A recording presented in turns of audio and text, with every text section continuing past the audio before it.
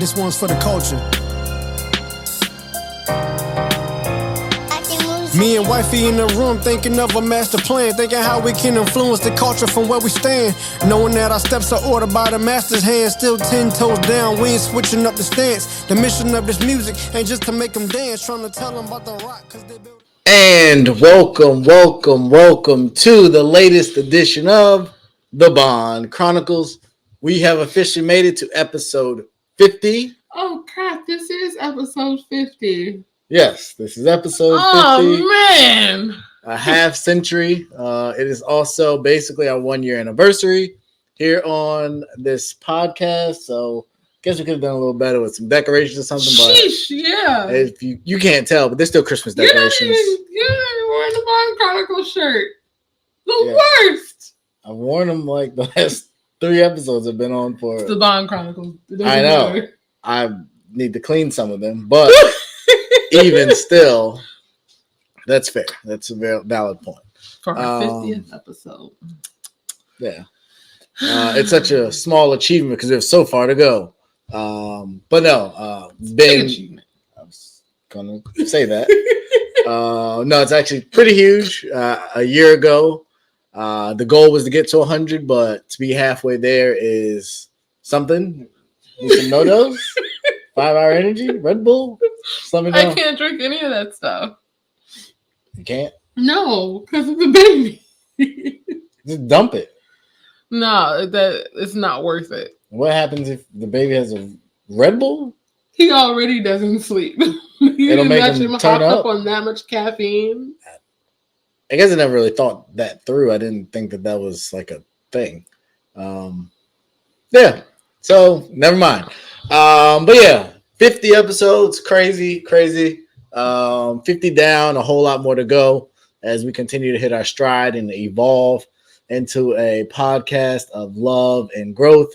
I think we can, I won't even say any names, but we're going to avoid some common topics tonight and look into some other things that I think are pretty exciting. Coming off of, what is so funny? What did I do?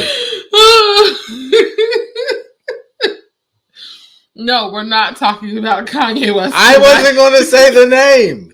I literally was not going to say the name, but my lovely host decided to mention said individual, and that would be the last that you hear about him tonight if we can help it, if I can help it. But we do want to talk about the important things in life, and a lot of that is love and relationships, and we are in love and in a relationship. So we're going to talk about it in a lot of different ways. I don't understand what's so hilarious here. It's okay. Go ahead. You got it. But no, I mean, at this point, I'm going to kind of shift the focus a little bit, let you drive this car as you so excellently can, and then we're going to have an enjoyable show, and we look forward to hearing from your feedback.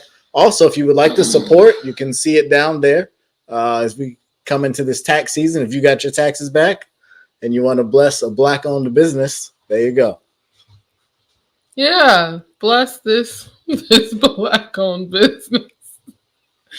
Oh, man. Actually, I got to stop. Sorry. And this is not how this was supposed to go, but I think it's only right because we haven't had a pod since. But I do want to start by giving our prayers to the people of Ukraine. A lot of stuff is going on. Sorry, I had to do it. I think it's only fair. The world's kind of in chaos. It's on fire, basically. It literally is on fire. And people from other countries, and we talked about this, and this, I promise you we're not going to spend a lot of time on this. I think 3 people from Greece, or 10 people from Greece have also died in the bombing. So it's becoming a bigger issue because other countries are obviously being impacted. I saw some stuff where the Africans that are in Ukraine it's almost old times, are being pushed to the back of the line and being really delayed in their escape out through the trains. So definitely prayers to everyone over there. I can't imagine what it's like. The president said, y'all don't worry about coming get me. If y'all either come help or leave me alone. So hopefully this does end soon. It would be great if by the time that you guys watch this, it's over. But if not, just please continue to join us in praying for the people over there and for a quick and peaceful resolution. Godspeed. That just feels like what I want to talk about is a little less than, because that's a big deal. No, I think what we're set to talk about is important because of what's going on. And the world could use more love. And if we had more of that, we wouldn't have the atrocities, not just over there, which is present right now, but around the world in general. Definitely. I agree with that. So we are going to talk a little bit about love today. More specifically, the 5 love languages. I'm sure you've all heard about the book. You've taken the quiz. You know specifically what your love language is, how you like for it to be shown towards you, and all that good stuff.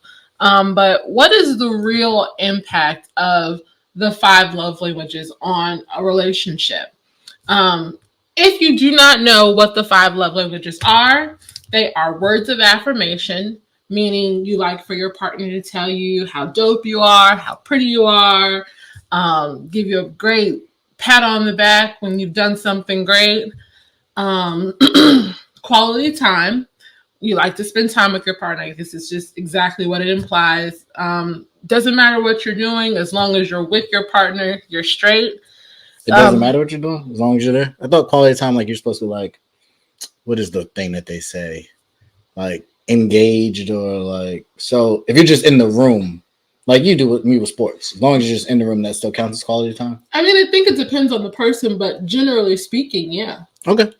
Yeah. Just asking, that was my own clarity. I didn't know. Okay. Physical touch, and that I think also is implied. It goes from hand holding, hugging, cuddling, all those wonderful things that people who are married and in love do. Acts of service. Now, acts of service is an interesting one because I think if there's 2 extremes, like for some people, an act of service has to be this big display of love.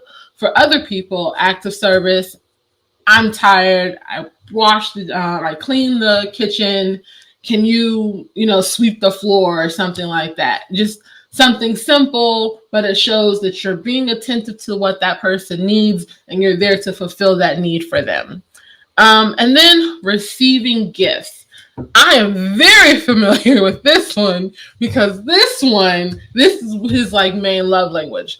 And receiving gifts for people, that one is exactly what it implies. They like to get things, big things, small things, things on random days, things on really important days, just gifts. And it speaks volumes to them. It does. Doesn't it? It does. So what are, besides receiving gifts, babe, what are your top 3? My top 3 at this point in my life, and I mean it changes like through different phases, and now that we have 4 lovely children, I would say words of affirmation has grown on the list where normally I wouldn't care what you had to say. Like it'd be stressful in my life and I'd be feeling like I do a lot sometimes, but I also think I make it look easy to people. So people just expect it. It's just, okay, he's just doing this thing. And if most people ask, so how are you doing? I'm going great, because it doesn't really matter. Yeah. But words of affirmation has definitely increased. I would like to say quality time, but that doesn't really exist at this point.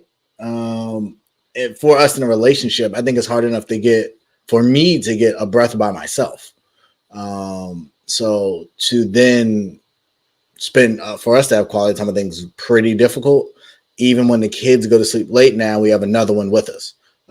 So I guess I would value it. Like when we take our trip, that'll be great, but then we're also not just going to be sitting either. So that one I would say is probably at the bottom of the list just because it's not realistic. So I would say physical touch, receiving gifts, and words of affirmation would be my top 3. Okay, that's interesting. So my number one is always and probably will always be words of affirmation. I like to be complimented. I like to, like I said, I like to get a pat on my back when something's been done good.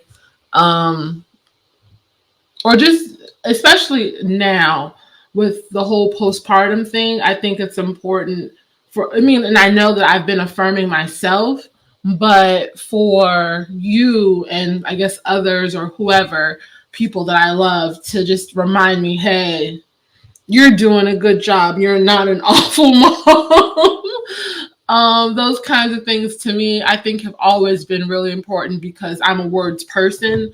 I think people's words matter and people just say a lot of stuff nowadays, not really taking into consideration what they're saying to the people that they say them to. So words of affirmation for me has always been important. Um, Quality time, I think, is second because for me, it's not necessarily so much about us being able to just be alone. Like we're never alone anymore.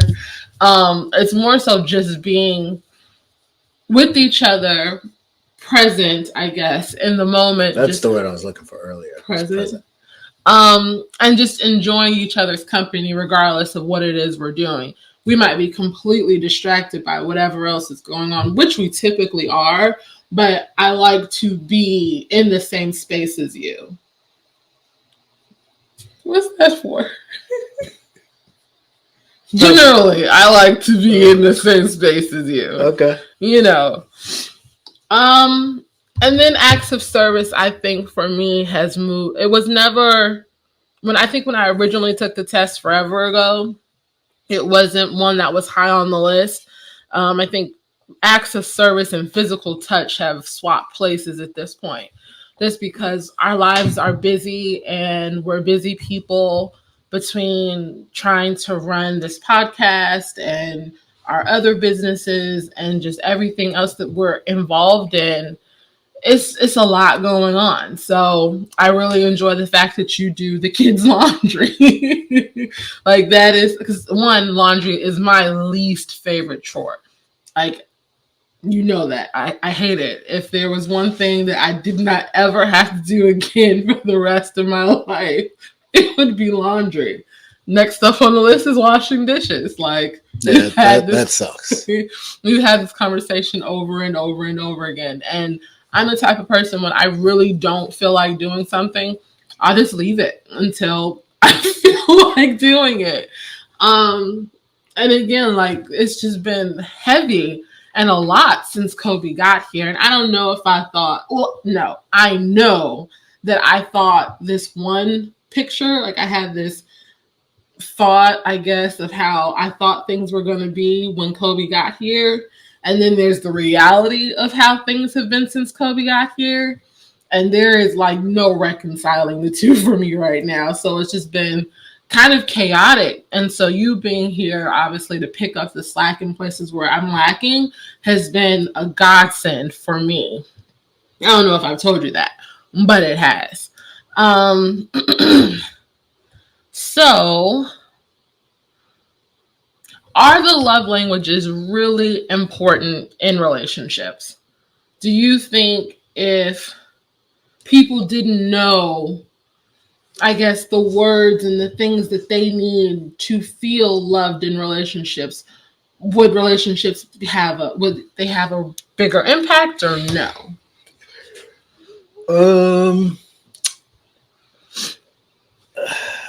Are they? Yes, I think that they there's a role for them for sure. I think there's a role in the love languages and being able to communicate effectively of what you want out of your partner, what they need, being able to speak to them instead of speaking to yourself.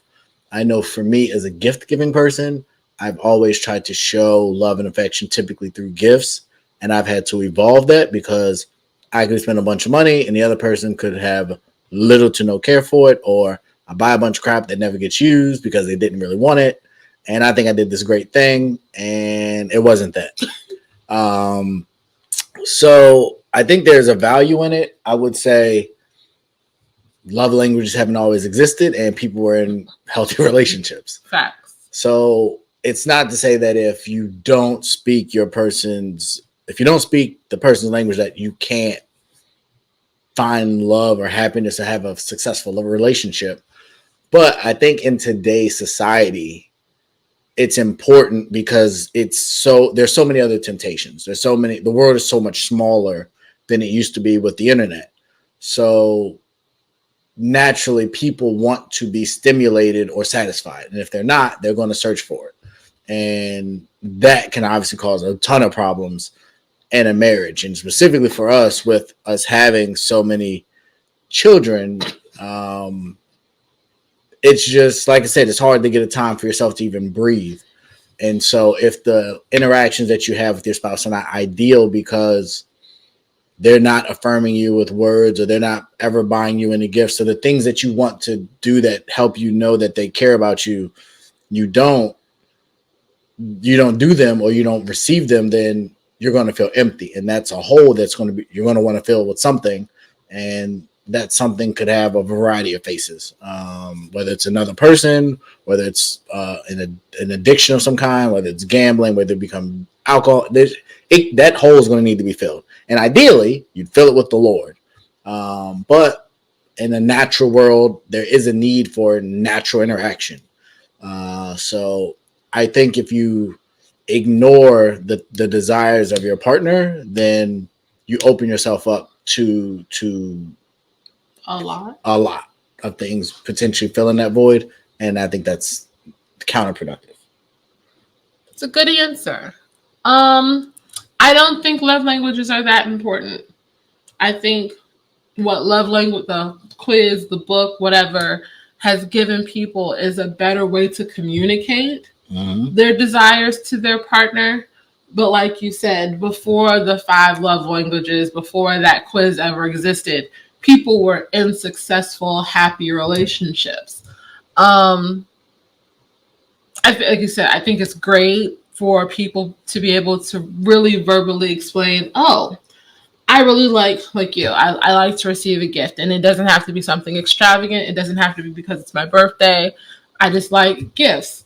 And you being able to tell people that it doesn't just sound like, oh, he just is, a gold digger, or what is it? What? He's a gold digger? Men can be gold diggers. Technically, yes. No, there's no technically about it. Men can be gold diggers.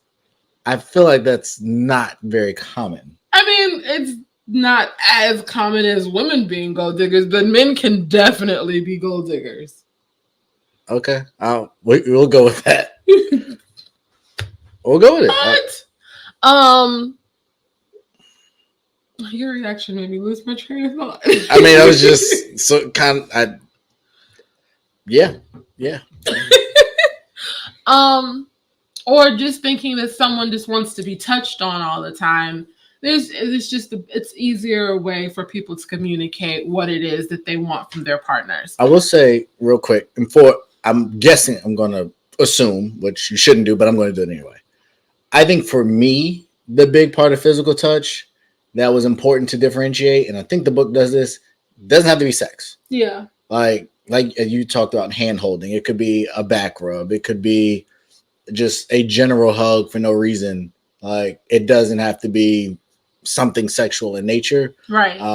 And I think a lot of times, and you can correct me if I'm wrong, I think women sometimes value that affection more, physical touch, than the other stuff. I think obviously there's a time and place for the sexual stuff, but the other side, the comforting piece, just the leg rub and stuff like that, can be as impactful, in some cases more impactful.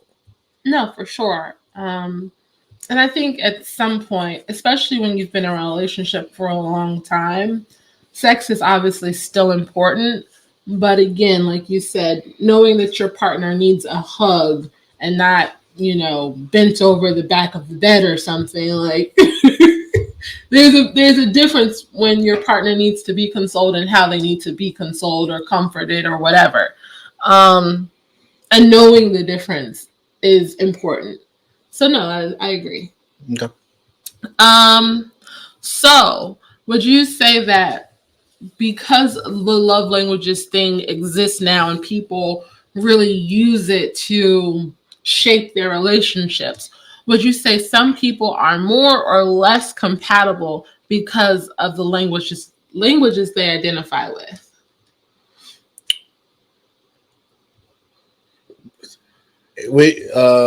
So are you saying, are people more or less compatible? So I don't really understand the question. Are you saying, so if I have two people, is it likely that they have the same love language? No, I'm saying is if I am words of affirmation and you are physical touch, and I really identify it's super important to me that this happens in the relationship. Whereas to you, it's not super important.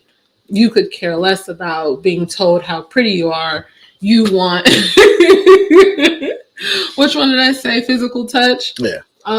It's more important to you that we're holding hands, we're hugging, we're, close contact all the time. Would you say that it could make people more or less compatible? I think it should make you more compatible because it's not something where, I don't know, and I don't believe in this, but like astrology signs say that these two signs can't get along. It's not to say that somebody that's an active service person can't get along with a physical touch person, or a words of affirmation person can't get along with a gift person.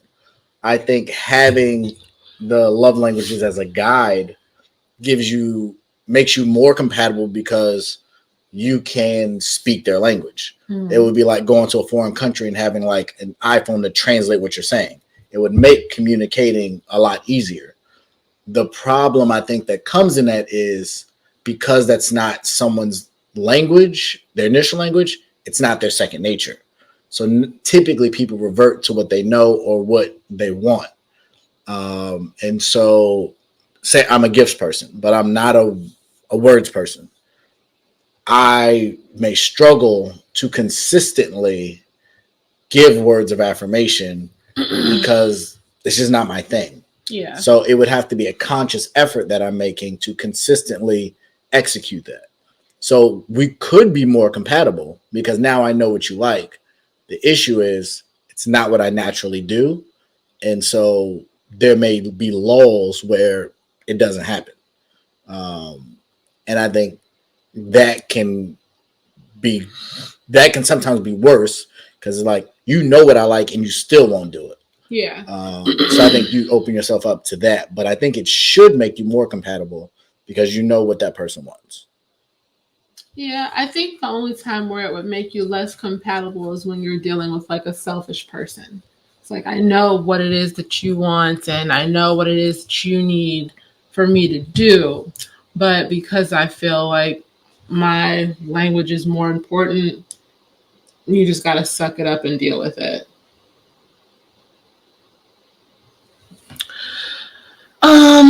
Let's see here. Is that you got? Yeah. Okay. I mean, because I pretty much agreed with what you said. You put it very well. I don't think, I think it goes back to my first question. I don't think people should hinge how they feel about people completely on the 5 love languages. People were able to have successful and happy relationships before this was ever a thing. Effective communication, I think, is way more important than any of the, what is this? Any of the languages. The thought is just gone. I think Any of the languages? Yeah, I think people being able to communicate effectively what it is that they want and need from their partner is a lot more important than basing everything in the relationship around what the love languages are supposed to do, what they're supposed to help. If you can talk to your partner, if you can be honest with them and yourself about what it is that you need to make the relationship happy, the love languages, yeah, they're a bonus, but they're not going to make or break a relationship, I don't think. So you said, because you were saying that it could make you less compatible if you're a selfish person. Mm-hmm. So you don't think if you have a selfish person to say doesn't do one of the language that couldn't break a relationship? No, yes, it can. But overall, what I'm saying, given two people who want to be in a relationship, even though we know what our love languages are, if we didn't know what our love languages are, as long as we are able to effectively communicate what it is that we want and need from each other, our relationship will be successful. Either way. Okay, I'll go with that. Yeah. Mm. So speaking about supporting your partner, how important is it to support your partner in a relationship, be it with their work or what it is that they choose for a career, or just around the house and what their, I guess, I don't want to call it gender roles because I don't want it to be, perceived away. I hear you.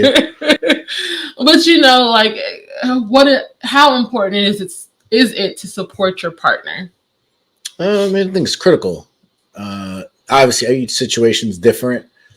Someone that just started dating versus somebody that just got married versus someone who's been married for a long time to someone who's been married with a kid. Obviously, it looks completely different in every scenario. But I'm not the one that to subscribe to your spouse should be your best friend. Like, I don't believe that. But really? I don't. I don't think it's realistic in a lot of ways. Why not?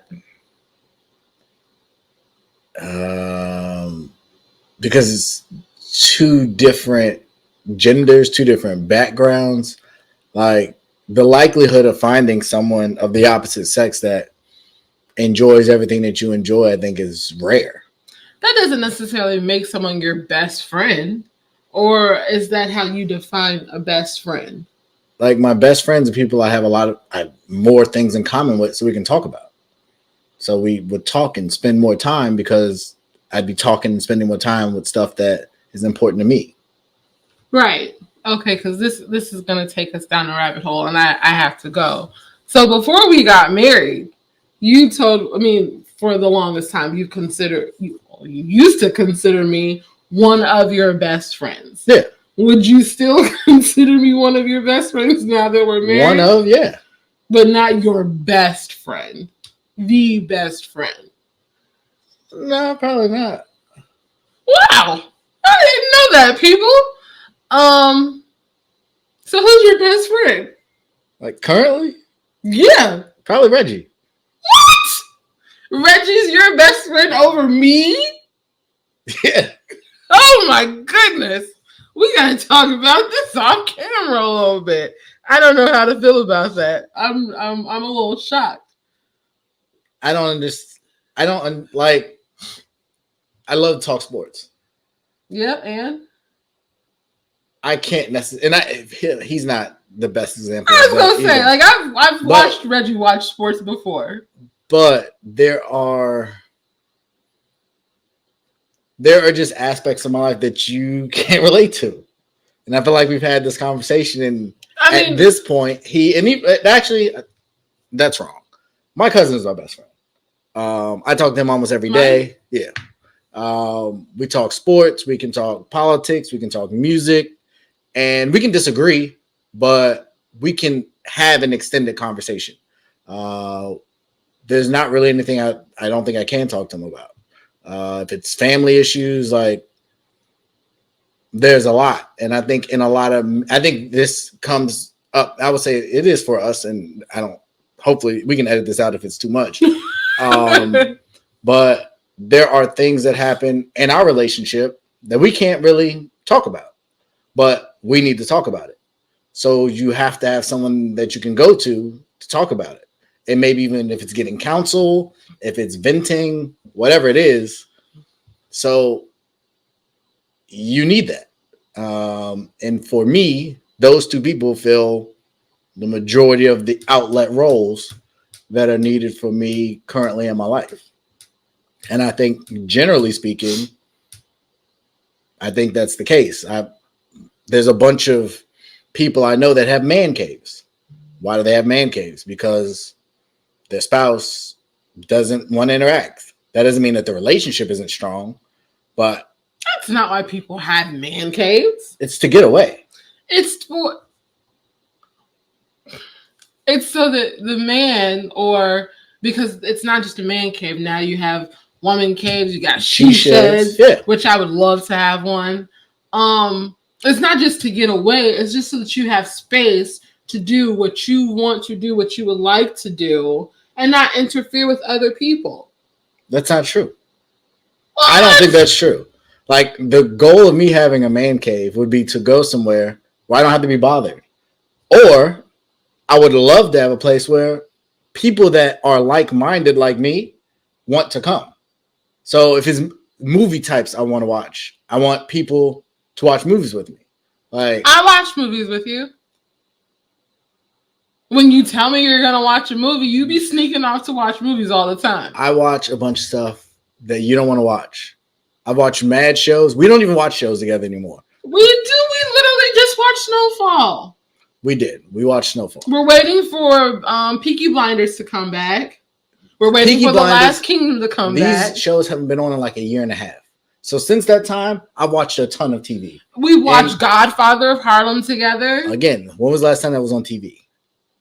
I'm just making points. In recent memory, I don't even think we watched Insecure together.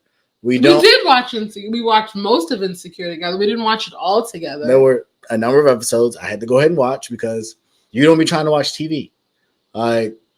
There's different stuff. We just don't watch TV together. And that's fine. I don't think there's anything wrong with it. But like, I had a guy literally message me and said, we got to talk.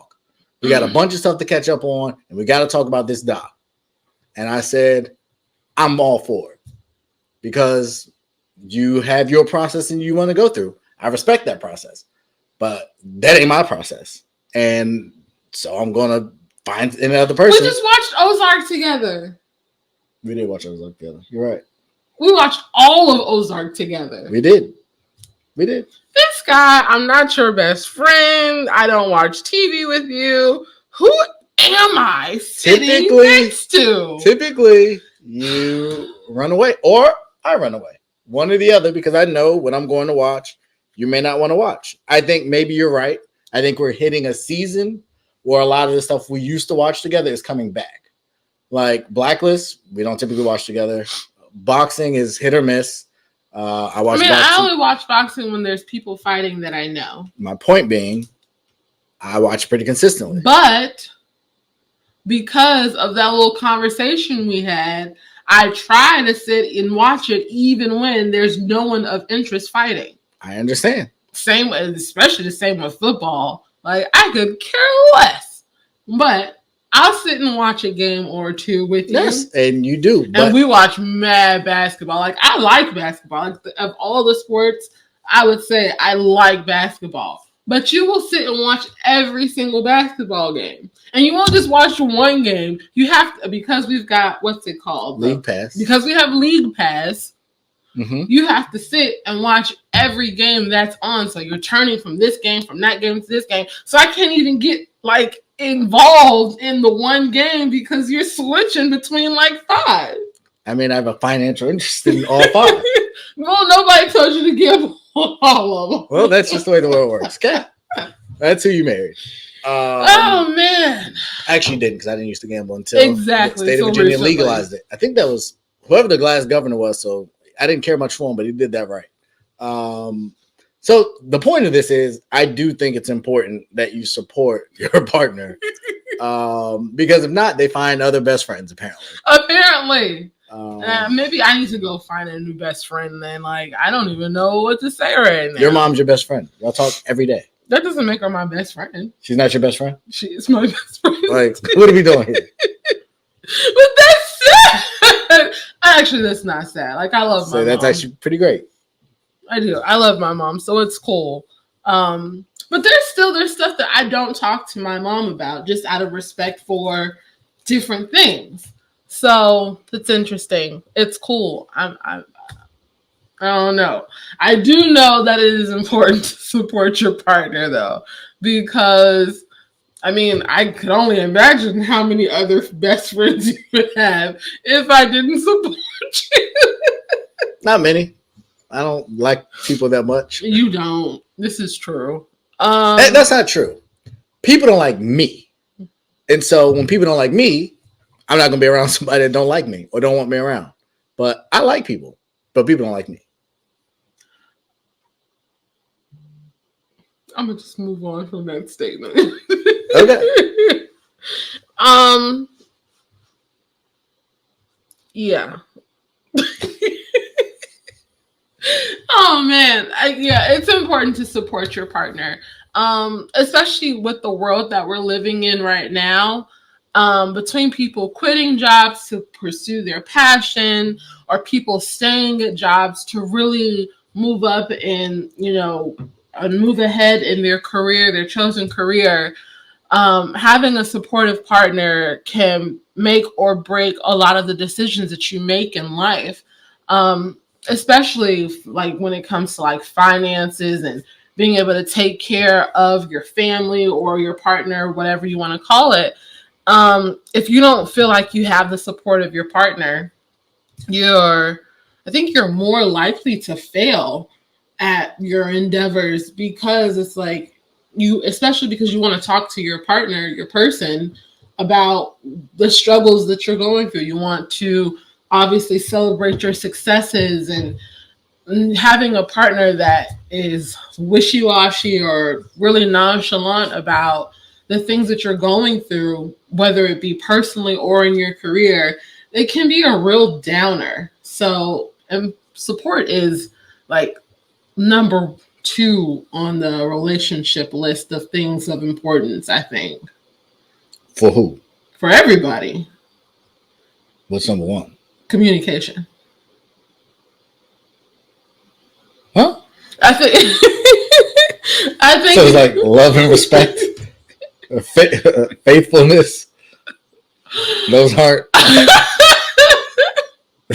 I think those things, I mean, they're not implied, but they're also super important.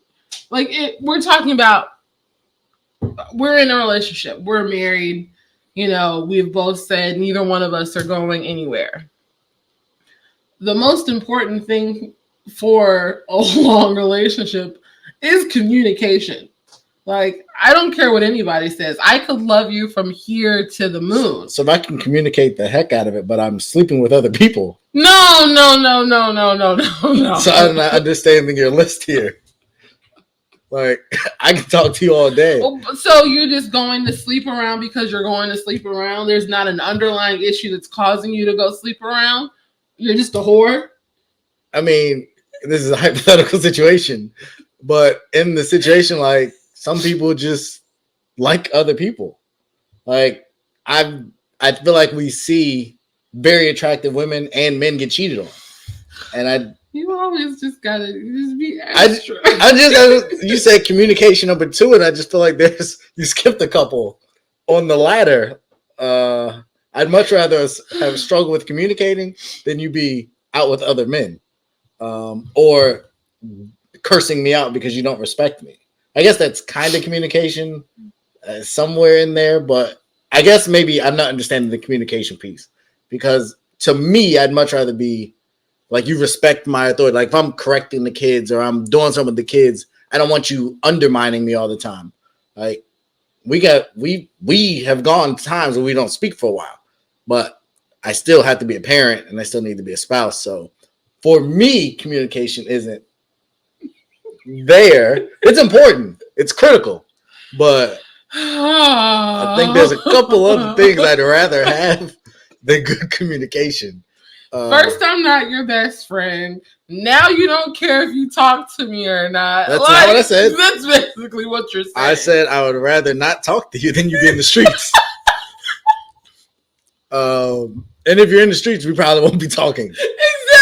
Oh gosh. I'm just learning all sorts of new things about my relationship here on this 50th episode. That's what we're here for. Ridiculousness. I don't even know. What's the next thing? I guess this kind of goes with the supporting your partner. But like, how important is it for your partner to encourage you? Like, hype you up, be your biggest fan, your cheerleader. Like, how important is that? Since it's not important for me to be your best friend. I did not say that either.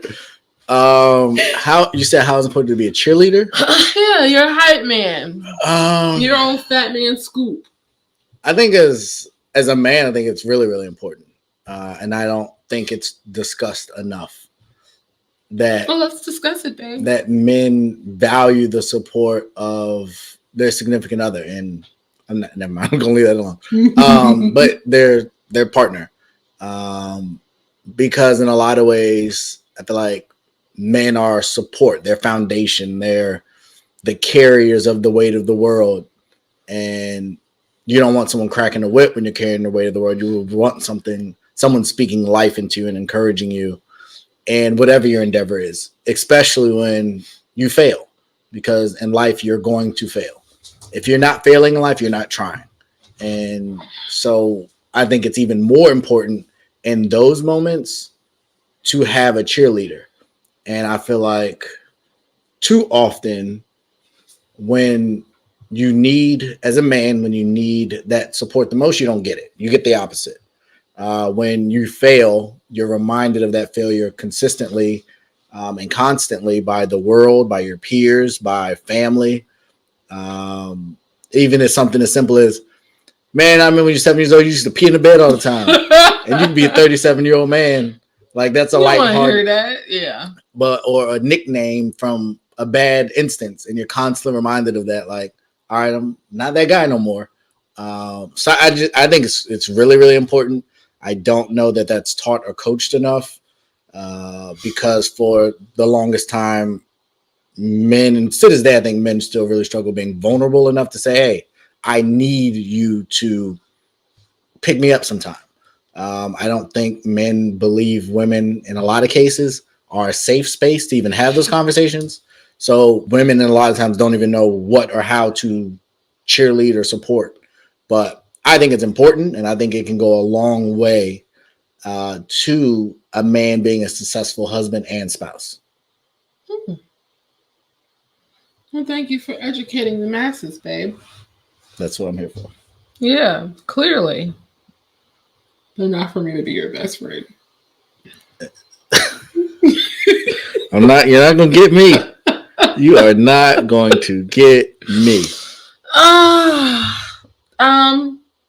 So how frequently should people be? You're not gonna answer the question? Oh, I do need to answer the question. I think it's super important to encourage, hype your partner up as frequently as possible. When you leave your house, when you leave the place that you share residence with, like, the whole world is against you. And I mean, not even to make it sound like that dire, but essentially the whole world really is and can be against you. And it can feel really heavy, again, to go out into the world, failures and trying to do things and not feeling like you're getting things accomplished. If your partner's not in your corner, hyping you up, telling you how dope you are, how you can take over the world, how they're there to do it with you, like, you're less likely to even really want to try. Because it's like, what's the point? It sucks. It's hard. Anything that you really, really want, it's not going to come easily. And so to go out into the world and face adversity and then come home and not feel like there's any support or encouragement to go out into the world and kick butt, like, what is the point? So I think it's super important to be your partner's cheerleader, hype man, etc., etc. Okay. We agree. Great. Excuse me. Sorry. How frequently should you be complimenting your partner, making them feel good about themselves? All that good stuff. How often? I mean, I think the more often, the better. I don't know if there's a frequency, if you need to set like an alarm on your phone every 15 minutes to send them a word of affirmation. But I definitely think in low times and I would say in high times. So promotions, raises, celebrations. I think it's really important, whether it's a social media post, whether it's a social media post, you say? Yeah, those are important. We've discussed this. Are they? Yes, they're also important. Let me go check your timeline right quick. I didn't say that I'm great at it. Okay, I don't, but I also don't post anything. Like you post all the time. Not about me or you or our family. Go look at my last probably 20 posts. I mean, I know, but if I went through your last 20 posts, there'd be more posts of your dog, the kids. When was the last time I posted Bella? In your story recently. For what? I don't know. Y'all went out and she was sitting in the front seat getting all her hair all over the front seat. Okay, and you're right. You posted the picture. Yeah, I did. I get a lot. I've taken the kids to the park a lot, and I never end up posting those pictures. But that's not. Huh? No, go ahead. I was. That's not really important. That's just an example, but I think you should do it more often than not. Mm-hmm. I would say. I'll leave it there. No, go ahead. Finish the thought. No, it's fine. Go ahead. More often than not is what I would say. More often than not. Mm-hmm. I agree. I think you can't compliment your partner too much. I don't know about that, but I get your point. Yeah, let them know that you love them and you appreciate them, and that they look great in those jeans and they're not too fat. Like, all that stuff that you say to make your partner feel good about themselves. I think that's super important. So, piggybacking off of that, if a person has a low self-esteem or insecurities about themselves, can they be in a healthy relationship without fixing all those problems first? No. Hurt people, broken people, break people. Like, if you're miserable, misery loves company. You're going to make other people miserable, or you're going to destroy someone else's good nature. I can't stand to be around negative, low people. Like, it irks me. It annoys me. Like, I've had a bunch of tragic stuff happen in my life. I've dealt with a ton of trauma. Get over it. Like, there's a time and a place to deal with hurt and pain. But at some point, you got to move on and live your life because other people need you. I don't believe we live our lives for ourselves. We live our lives for other people. And if you're so caught up in yourself and your misery, you're not being able to be a blessing and help the other person, which is really what we're created to be here for. So, yeah, I don't want nothing to do with nobody that's miserable and lonely and always needs to be pumped up because they don't believe in themselves. Yes, you should encourage people, like I said, more often than not, but that shouldn't be what's necessary for you to get out of the bed every day. Like, if you can't get out the bed without somebody making you the Queen of England, like, then you got some issues. So fix those, in my opinion. Yeah, I hear. Yeah. Kind of harsh. Just a little. It's not my role. I'm a supporter. I'm a cheerleader. I'm not you. You got to love you. Okay, Dr. Phil. Well, he's a quack anyway, but go ahead. To an extent, I agree with you. I think, obviously, if you can't love yourself, you can't love someone else. Until you have not necessarily solved all of your issues, but at least be able to identify the things that you do feel bad about yourself or what your insecurities are.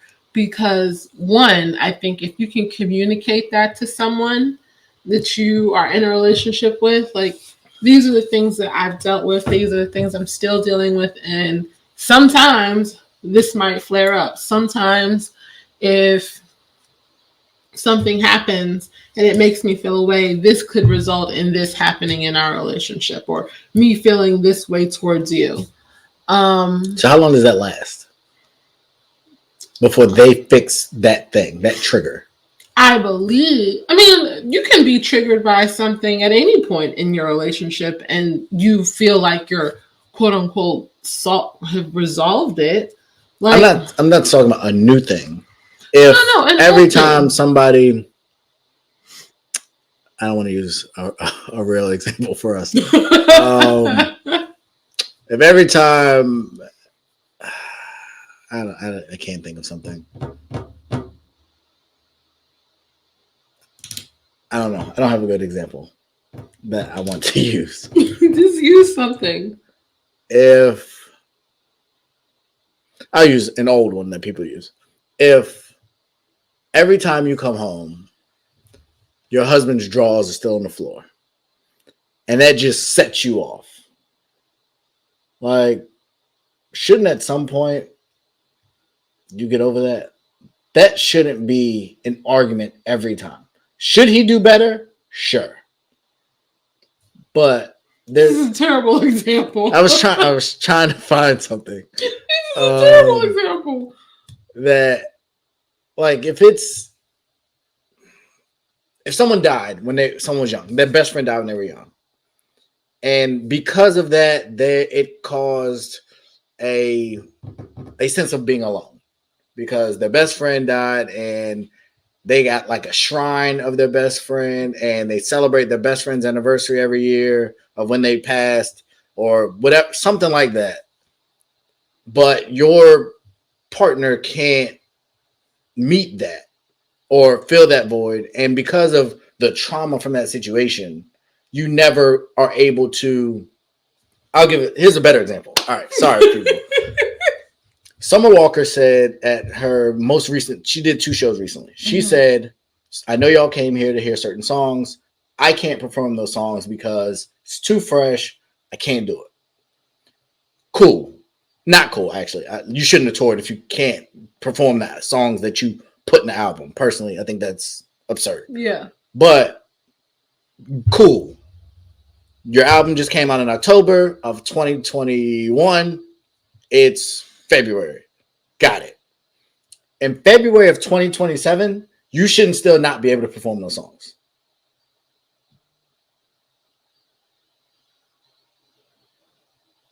So I get the example you're trying to make. Mm-hmm. I totally get it.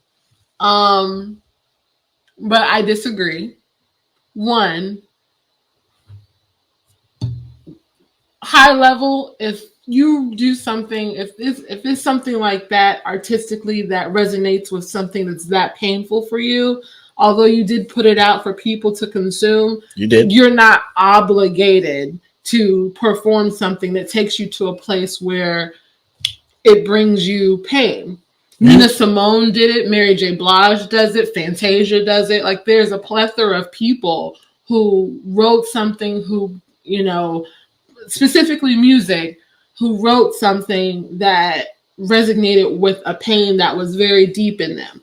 And because pain and hurt and loss and love are feelings and emotions that everyone feels all the time, it happens to everyone. Those emotions typically resonate with other people when they hear those certain things.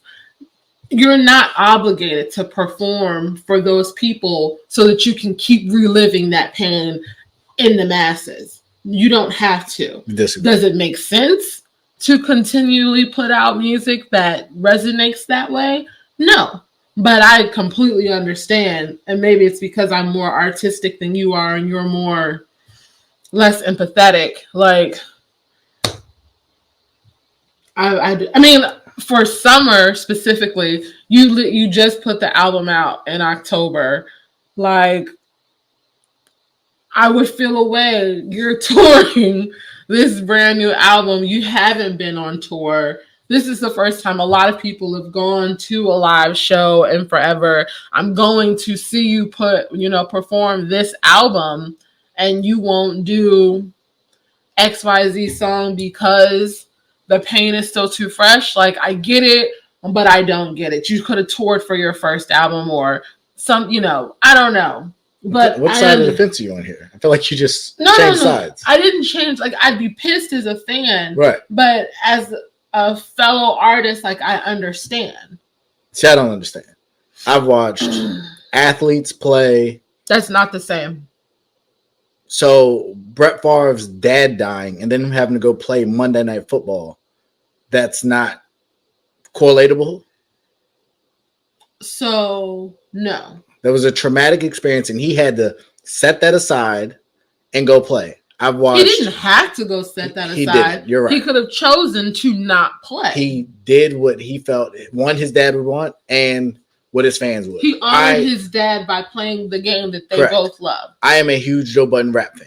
Joe Budden raps about some very dark things. Yes, he has also said it was tough because he was been suicidal in his life.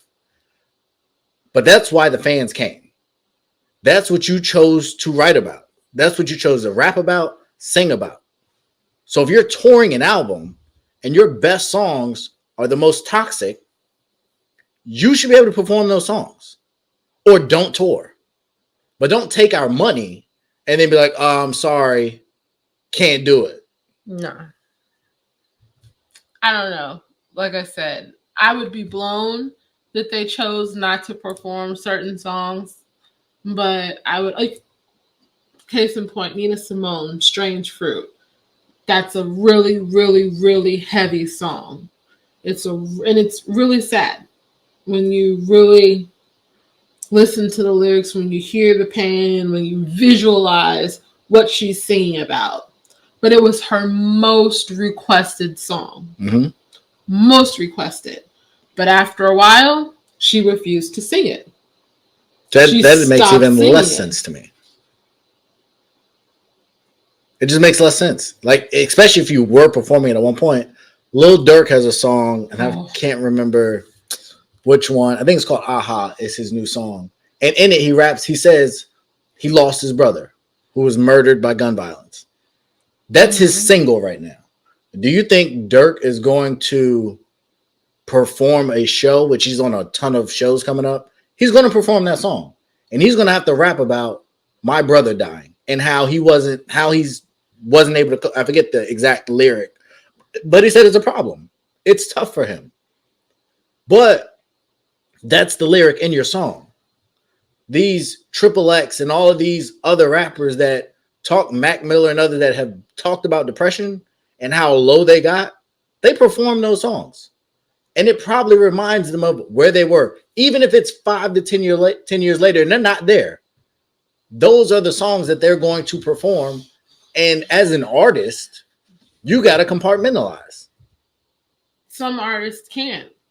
And you say that like it's easy. Most people don't compartmentalize regularly. So I disagree. I feel like most people that go to their jobs every day are dealing with a ton in this pandemic.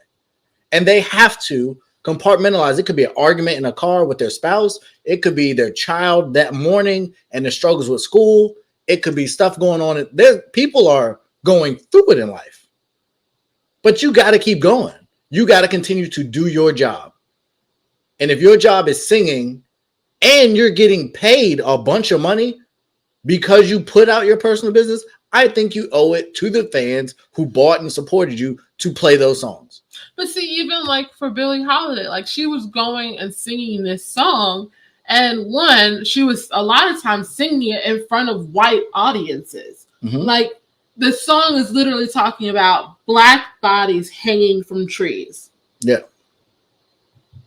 And singing that song and all of the pain that song invokes in a room full of white people. I understand. But she just supposed to sing it because they paid their money and they want to see her sing it? Yes. Break it out of here. No. I'm sorry. So go play your B-sides and cut your ticket prices in half. Like, what are we doing? You know why I came here to hear that song. Like, if you don't want to be empathetic towards people's emotions, just say that. Like, it's okay. It's not. That's not the same thing. It is the same thing. I'm saying as an artist and as a person, you gotta be able to compartmentalize. And in a relationship, one, historically, like across the board, artists are known, regardless of what their medium may be, artists are known for being super sensitive. Period. Like from the things that they think about, the things that they feel, and how that reflects in their art. If I am trying to not be in a dark, toxic place, I'm not going to consume my own art that takes me back to the dark, toxic place. I'm just not going to. And don't make dark, toxic art.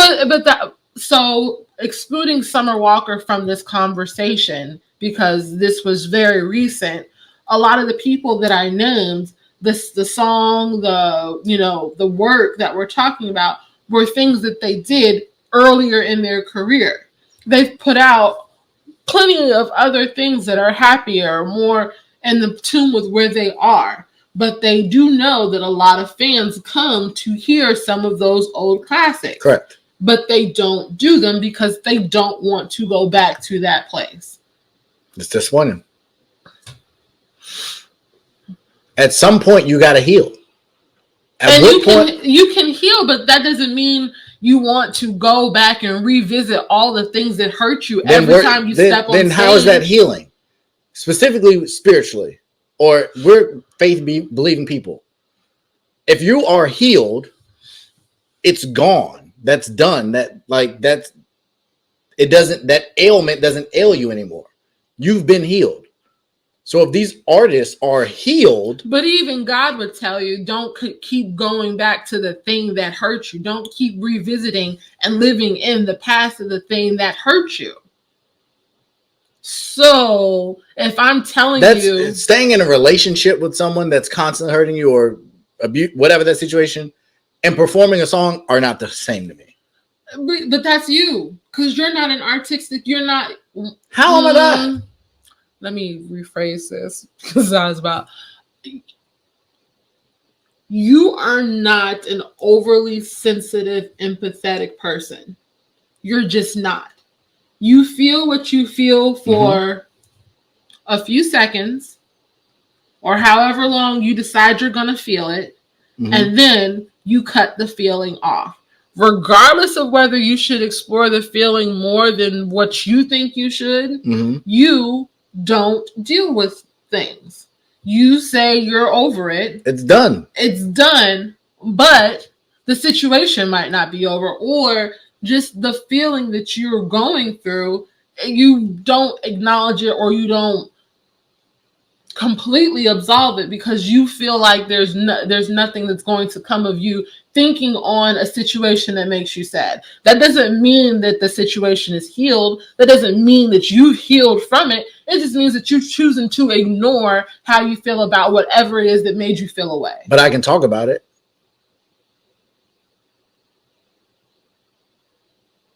There's nothing I've experienced in my life that I would not be open and comfortable having a conversation about.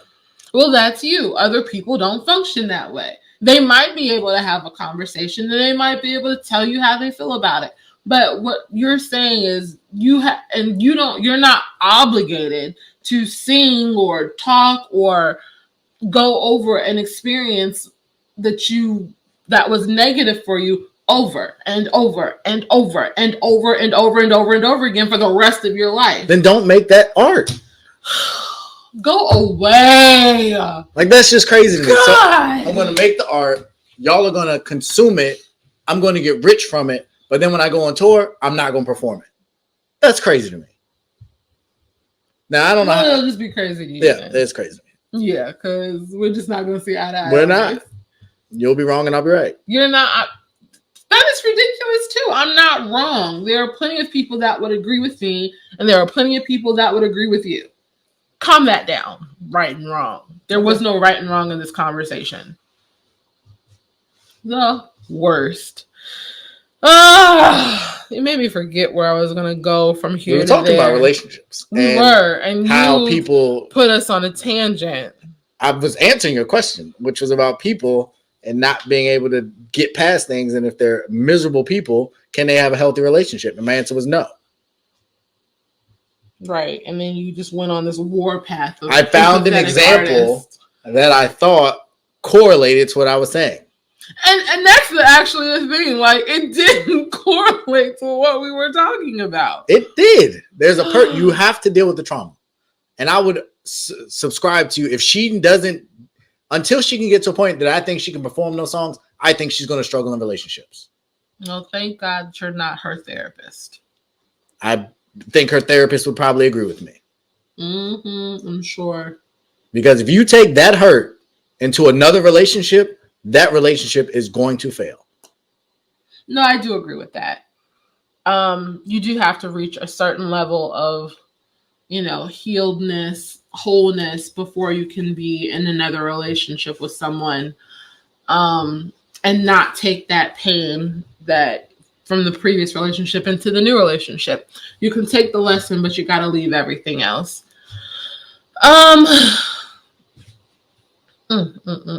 You are something else. Just what Bernie say to Kanye on the album College Dropout after he did the wrong song.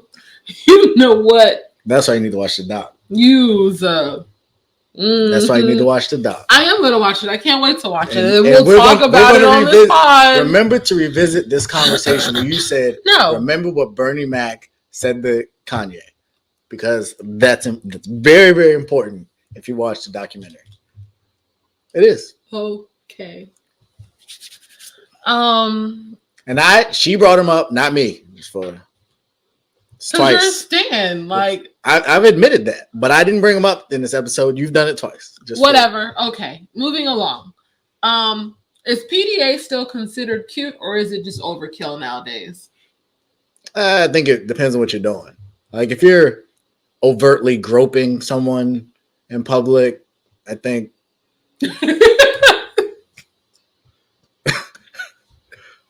I think that's a lot. I've been on vacation and people be at the beach and kids be around and people act like there's no kids around. Shouldn't be no kids around on vacation. No, let me stop. So, I think there's levels to it. If you hold hands, if you lock arms and walk down the street and y'all are in bliss and love and all that stuff, I think that's cool. Kissing to a certain extent is cool, but I forget who it was. I think actually, well, no, I'm not going to bring, I'll use another couple. There have been times when people have like opened their two tongues are visible. Like that to me is a little much for me. I don't care to see it, but for the couple, I guess if that gets you going, cool. I believe sex is an important part of a relationship. So, I don't think it's dead. I think it's more, accepted now. Half the women are naked most of the time anyway. So naturally that's going to stimulate the partner to engage in some kind of PDA. So that's not what. Is that all of your That's all I got. Oh, jeez. Anyway, I don't care about PDA. I am an active PDA person. You're an active PDA person? In what way? I think I've kissed you in public. When? Not recently, because we ain't been nowhere. We go somewhere all the time. Where we went last? Probably to the grocery store. We go to the grocery store once or twice a week. We go to Michael's probably 2 times a week. We don't go to Michael's. That's because you leave me. But right, you be in Michael's twice a week. You're the worst. And as much as you've been to Michael's, I don't know if we've ever had a physical touch in Michael's.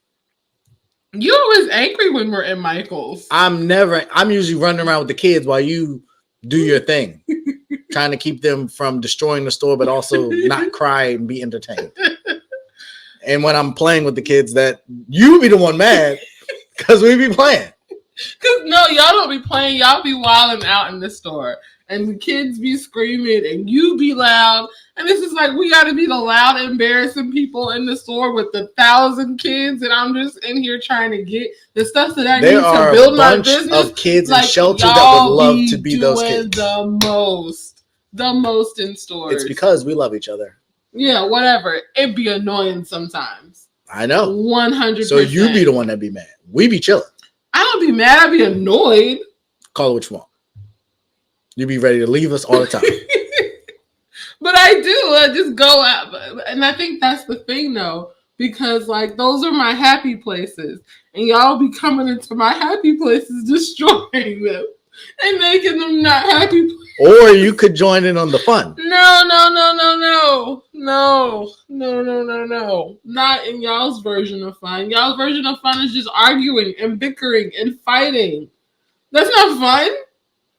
You talking trash? Yes, I am talking trash. It's great. But that's we diverted, and this has been all over the place. But the point is, you don't show PD like ever. That's not true. Since we've been together, we've been on like a bunch of vacations, and I have pictures of me PDAing it up with you. Because we were taking a picture. No. Okay. The fact that you even had to resort to a vacation as your example just goes to show how little PDA we have in public. That's not true. I'm the one typically, if we're holding hands in public, it's because I grabbed your hand. Okay. And that still doesn't happen very often. It don't. Usually I'm pushing a cart. Bruh, you just be lying. When was the last time we went in the store and I didn't have to push a cart? You just be lying and saying stuff because it sounds good. But that's not always true. So when we're walking into a store, the last time we were in Michael's, Courtney was pushing the cart. I had a stroller. Did you? We have a stroller and 2 separate carts. What do you mean? And then we went to Walmart, and guess what? I had the limousine cart. Look, I know that I be displaying affection in public. Okay. And from now on, since you want to be like, I don't, I'm going to document it every single time. Like, I've been keeping tally of how much you use your phone. I can't wait to pull out the list. Well, it's pictures of you using your phone at various times. I'm probably going to post it on the Bond Chronicles. We should. Mm-hmm. Anyway, with this being our 50th episode, and we're coming to the end of this 50th episode, I thought I'd just give a little time for us to talk about what we've enjoyed about doing this podcast so far and what we look forward to in the next 50 episodes. Go! This wasn't on the list.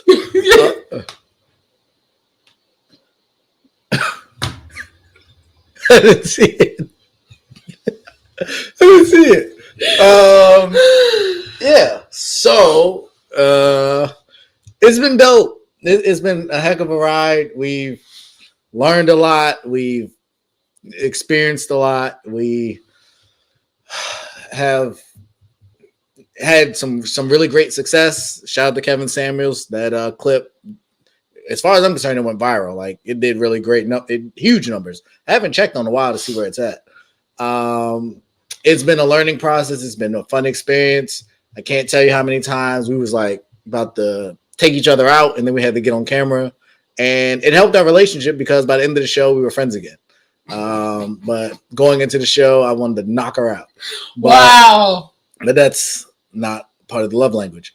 So it has been instrumental. Our daughter has interacted with it. Our boys have taken pictures, obviously, with it. It's just become a new part of our life, and I think that'll continue to grow.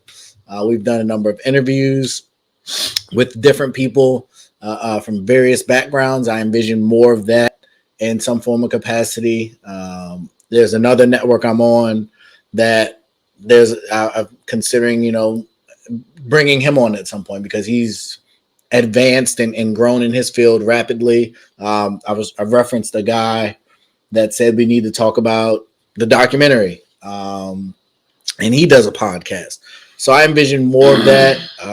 I would like to see us highlight more local Black businesses in our platform. With it being, we're ending. By the time you see this, no, it will still be Black History Month. So we didn't do a whole lot of that. We had the topic about it, but how I view Black History Month is different. I don't know what you call the person you're a stand of, but open my eyes to looking at it differently. I think there's a lot of great individuals going on currently that deserve more support.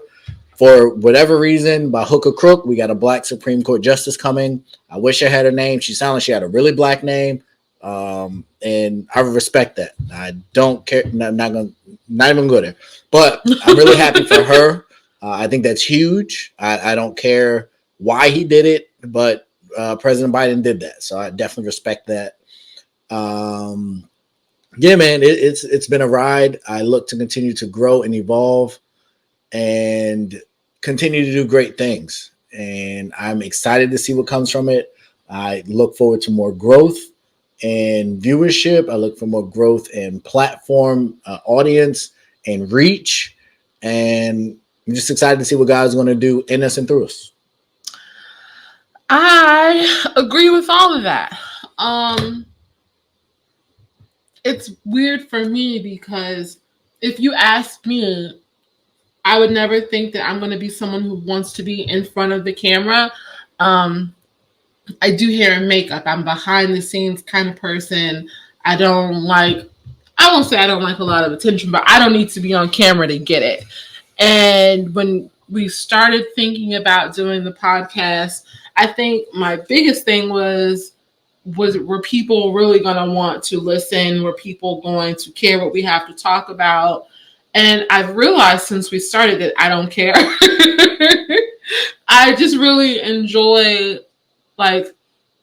this is our quality time most weeks where we get to sit and spend probably the biggest majority of time that we do talking and just shooting the and just hanging out with each other. And I think I've enjoyed that portion the most because, like my wonderful co-host said, there have been times where in marriage, stuff ain't always sweet, but we gotta come down here and record this podcast because consistency is key. And until we turn these lights on and get the camera rolling, we about ready to shake some tables. Or haven't spoken in some time. Yep. And the podcast is the thing that opens the lines of communication and just kind of gets things going for us again. And it's weird sometimes to see that switch. Like, I don't know if you go back and watch the episodes, but there are times that I've gone back and watched the episodes, especially the ones where we've been pissed before we sat down. And I couldn't necessarily tell that we've been beaten before we got on camera. So our level of professionalism is A1. Let's just start there. I do look forward to the growth, but I am enjoying where we are right now. I think one of our regular episodes, I was looking at our YouTube page. I think it had 80 views. And that's not a lot compared to, bigger platforms. But there's this little clip on Instagram where someone's talking about their business and how many likes their page gets. And it's just 80 doesn't look like a big number. But if 80 people were in this room right now, super interested in what we had to say and wanted to watch us film, that would be exciting. So the number I don't think really matters. It's more so just about putting out content that we think is dope, and engaging the people that do want to listen to us and, that enjoy the ridiculousness that this podcast really can be sometimes. I do want to do some more interviews. Just keep reminding people how black we are, with more black businesses and featuring more just other dope black people. Yeah, I'm excited about the next 50, next 100, next however many more podcasts God sees so fit for us to produce. Great. Great. that's the list. That's all of the love that we've got for today. Lovely. So yeah, hopefully you guys enjoyed this. Oh man, I'm setting. That's funny. Yeah, 50 down, a whole lot more to go. Look forward to it. End of Black History Month. Exciting times. 1 year down. Have no idea how many more. Just continue to grow. Thank you for rocking with us. Please continue to like, share, and subscribe. If you're getting some entertainment, Lord knows we need some jokes and some laughing in life.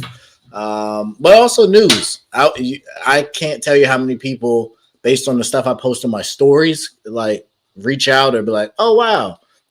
So definitely follow us on social media. We'll keep you abreast of the comings and goings and was entertainment and life. I don't know whatever you want to call it. Current events and entertainment. I'm definitely great for that, and we look forward to just continuing to do us. Mm-hmm. And maybe eventually we'll have our kids and stuff on here. That'd be an interesting dynamic. They be saying some stuff. They do be saying some things. But as you guys all know, in life, things happen. You have the power to choose what you do. Always choose wisely and bet on you. And if you have been blessed by this episode, go ahead and bless us. It's there at the bottom of your screen. Have a great day. Have an extraordinary week. And we'll see y'all next week.